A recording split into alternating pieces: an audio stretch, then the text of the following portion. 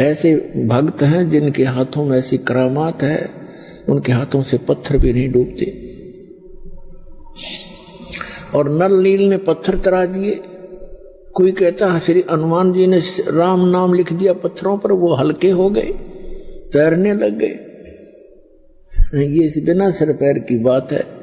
मुझे कोई संतुष्टि नहीं मिल रही। मैंने बहुतों से प्रश्न कर लिया, वो भले ही अपनी तरफ से उत्तर देने की चेष्टा करते हैं।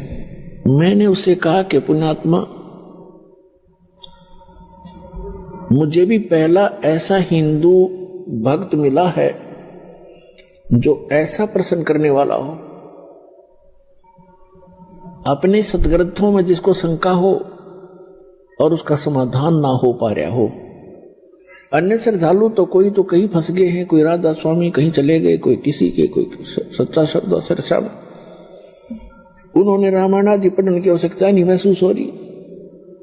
और शेष जो श्रद्धालु वो ब्लाइंड फेथ किए बैठे अपने गुरुओं पर।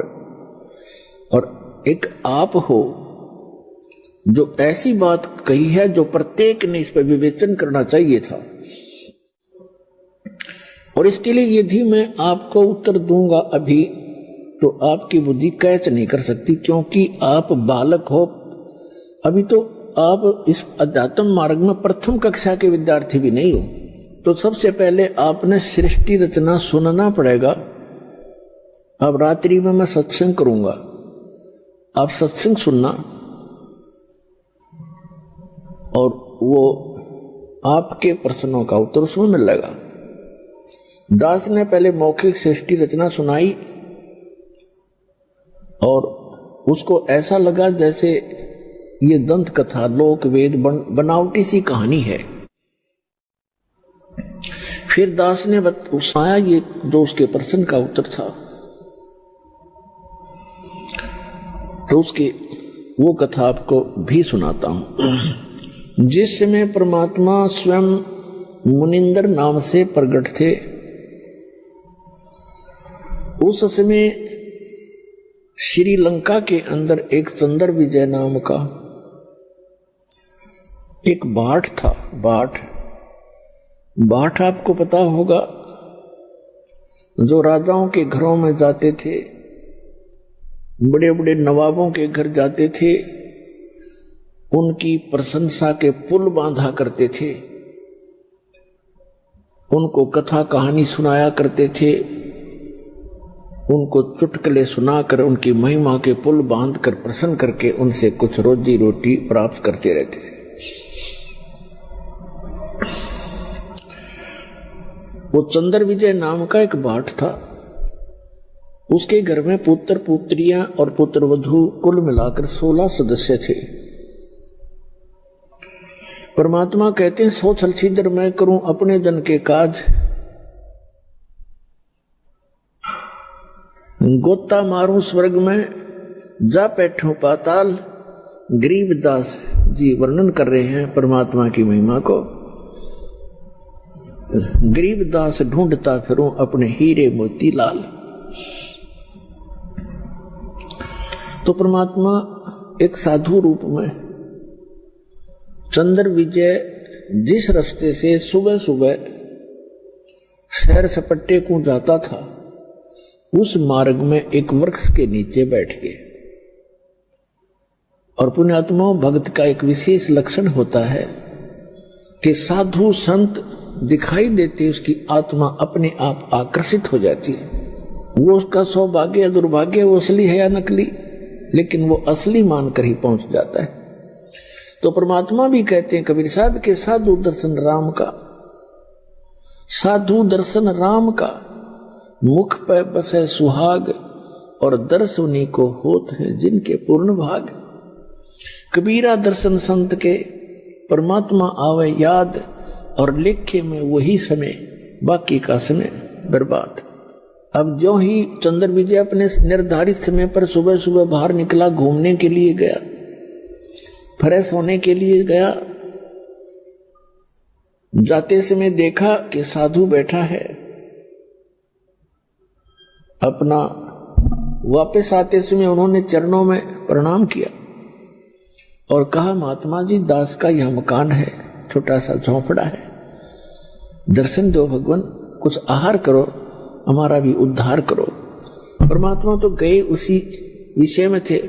परमात्मा ने कहा कि भाई मैं ऐसा वैसा संत नहीं हूं, मेरे कुछ नियम हैं, मर्यादाएं हैं, उनको यदि तू पालन करेगा तो मैं चल सकता हूं तेरे घर पे। करबद्ध होकर के चंद्र विजय भाट ने कहा कि हुक्म करो परवरदिगार, क्या नियम है, क्या आदेश है आपका? संभव कोशिश करूंगा, जितना भी संभव मेरे से हो सकेगा। परमात्मा ने कहा कि जो मेरा भक्त हो जाता है, उपदेश दीक्षा ले लेता है, मेरा शिष्य बनता है, मैं उसी के घर जाता हूं, ऐसे वैसे व्यक्ति के, अनुपदेशी के घर में आहार नहीं करता। तो चंद्र विजय ने कहा कि भगवान मैं तो शिष्य गुरु बना चुका हूं एक ऋषि को, और उसी ऋषि को गुरु बना रखा है और बहुत से हमारे साथियों ने। तो परमात्मा ने कहा आपके गुरुजी ने किस भगवान की भक्ति बताई है? अब चंद्र विजय कहता है कि और भगवान कौन है? शिव जी, शंकर भगवान ही तो है सर्वेश्वर, और हमारे राजा भी भगवान शंकर के ही उपासक हैं। फिर परमात्मा ने उसको कहा कि भाई तुम सभी भ्रमित हो, ये शंकर भगवान नहीं है, ये एक देव है, और ये तीन देव एक जैसी ही शक्ति वाले हैं। श्री ब्रह्मा जी रजगुण, श्री विष्णु जी सतगुण, श्री शंकर जी तमोगुण। जैसे आजकल के दृष्टिकोण से अवतार समझाएगा, जैसे एक प्रांत में मिनिस्टर होते हैं, मंत्री, तो उन मंत्रियों का एक जैसा ही रैंक होता है, एक जैसी पावर होती है, एक जैसे ही वो एमएलए से होते हैं, लेकिन उनके विभागों में अंतर होने से थोड़ी सी वैल्यू उनकी घट बढ़ जाती है, वो अलग बात है। फिर परमात्मा ने बताया तीन लोक का राज है ये, ब्रह्मा विष्णु महेश, ऊंचा धाम कबीर का, बाणी बिरह विदेश। तीन देव की जो करते भक्ति, उनकी कदे ना होवे मुक्ति। गुण तीनों की भक्ति में ये भूल पड़ो संसार, कहे कबीर निज नाम बिना कैसे उतरो पार। अब चंद्र विजय को कुछ बात खटकी, कुछ हटकर ज्ञान था, कभी कड़वा लगा, कभी मीठा लगा। घंटा 2 घंटे डिस्कशन करने के बाद उसने निर्णय ले लिया कि भगवान आपका ज्ञान भले ही मैं पहली बार सुन रहा हूं, पर आत्मा को खींच रहा है, कुछ अच्छा सा भी लग रहा है। शुरू में तो अच्छा नहीं लग रहा था। तब चंद्र विजय ने कहा कि भगवान दीक्षा दे दो दास को। परमात्मा ने उसको मंत्र दिया और कहा अब दर्शन दो दास के घर पे। तो चल पड़े मालिक। अब चंद्र विजय के घर रहे परमात्मा 2-3-4 दिन, प्रार्थना करके रखा उनको। सारे परिवार को बैठा लेते थे और सत्संग सुनाते थे, ज्ञान सुनाते थे।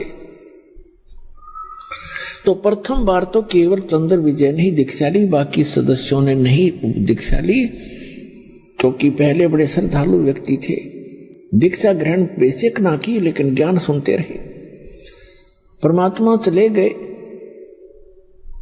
वो फिर कुछ दिनों के बाद फिर आए। उस समय तक चंद्र विजय ने सारे परिवार को तैयार कर दिया दीक्षा दिवाने के लिए। परमात्मा आए, पीछे उन्होंने सब ज्ञान पर डिस्कस किया और सब ने स्वीकार किया कि बात सारी सत्य है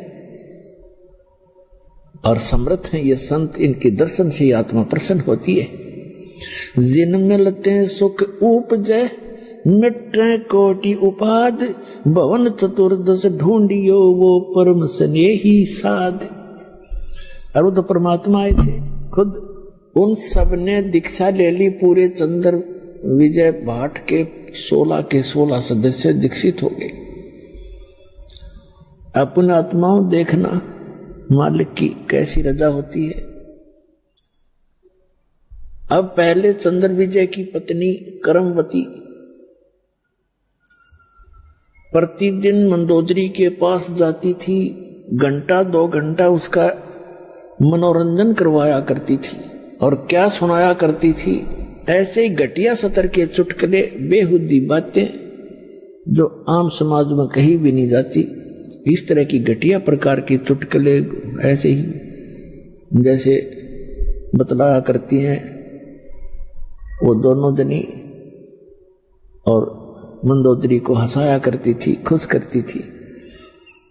जब उस करमवती को ये ज्ञान हुआ, फिर वो जाकर के मंदोदरी जी को, Mandodari wife of Ravan king of Lanka,